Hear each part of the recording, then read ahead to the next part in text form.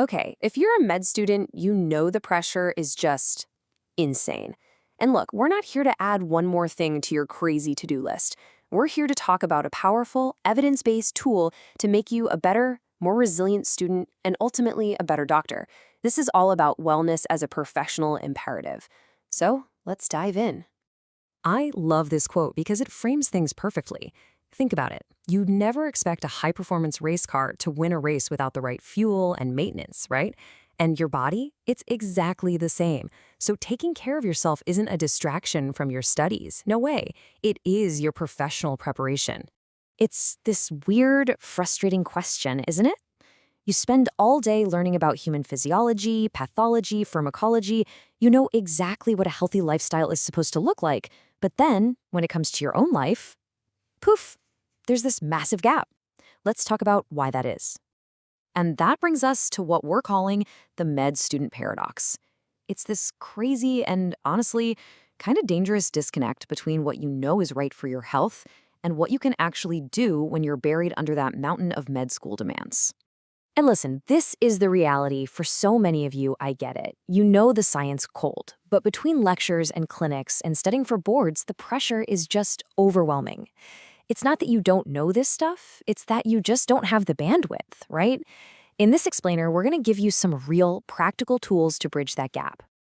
Okay, enough about the problem. Let's talk solutions. And the best part, the solution is backed by some serious data. This next part is all about the science of performance, how investing in your physical wellness gives you a direct, measurable boost to your brain power and your grades. All right, first up, 25%. What's that? Studies show that students who keep up with their physical wellness see a 25% boost in their academic performance. And this is specifically during those super high stress times, like exams. That's not a small number. That's a game changer. Okay, next up, 50%. That's how much you can lower stress hormones like cortisol and adrenaline. Think about that. You're not just feeling less stressed. You are literally, physiologically, making yourself more resilient to burnout. You're blunting the very chemicals that fry your system.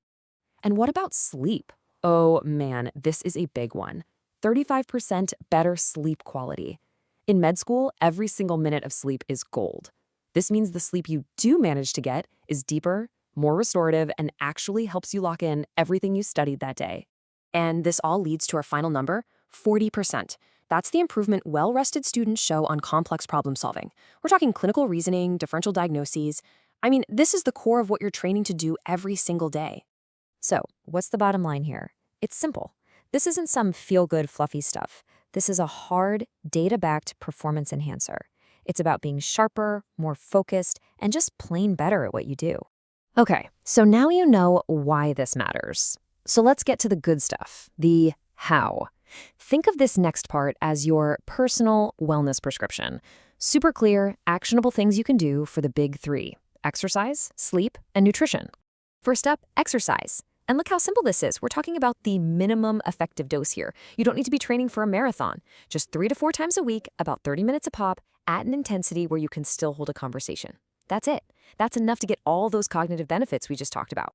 But what about those days when you are literally chained to your desk? We've got you covered. Think of these as strategic, 5-minute study breaks. Feeling that afternoon slump? Hit that energizing sequence. Feeling totally wired with anxiety? Switch to the calming sequence. It's about using movement to control your mental state, on demand. All right, sleep, here's the secret. Great sleep doesn't just happen. You have to engineer it. And this protocol is your checklist. That digital sunset, no screens an hour before bed, is absolutely key. That blue light is just a melatonin killer. A cool, dark room, a consistent routine, you're basically sending a loud and clear signal to your brain, hey, it's time to shut down and recover. And now for nutrition. Think of this as fuel for your brain. Seriously. This is not about some crazy, restrictive diet. It's just about loading up on the good stuff that helps your brain work better. Omega-3s, antioxidants from colorful veggies, sustained energy from whole grains, and hydration. Don't forget to drink water. Your brain is begging you for it. Okay, now for the big one. The question I know you're all asking. What about exams? What happens when all this wellness stuff feels completely impossible? This isn't about throwing it all out the window. It's about having a realistic, adapted game plan for crunch time. So here it is, your high-yield plan for exams. Exercise? Just shrink it down. A 15-minute walk is perfect. Nutrition, meal prep is going to be your best friend. Trust me. It'll save you from those sugar crashes. And sleep. This is the most important one. You have to protect a minimum of 6 to 7 hours. It is non-negotiable. I'm serious. Sacrificing sleep to cram more is a trap. It just doesn't work.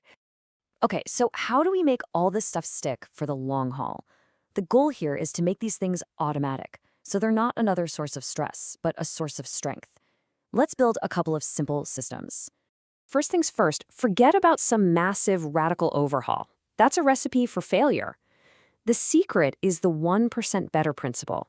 Just tiny, almost ridiculously small changes each week. A 10-minute walk, adding 1 serving of veggies. These little wins build on each other and create real momentum without ever feeling overwhelming. And here's a super powerful trick to make those habits stick. It's called habit stacking. You just piggyback a new habit onto something you already do without thinking. So after I sit down to study, I'll do 2 minutes of neck stretches. After I brush my teeth at night, I'll do 1 minute of deep breathing. It's so simple, but it really, really works. So as we start to wrap this up, I really want this one idea to stick with you. This is not about achieving perfect fitness or having the perfect diet. It's about maintaining the physical foundation that lets your brilliant mind do its job. Think of it as a professional skill, just like any other. Look, your medical career, it's not a sprint. It's an ultra marathon. So my question for you is this.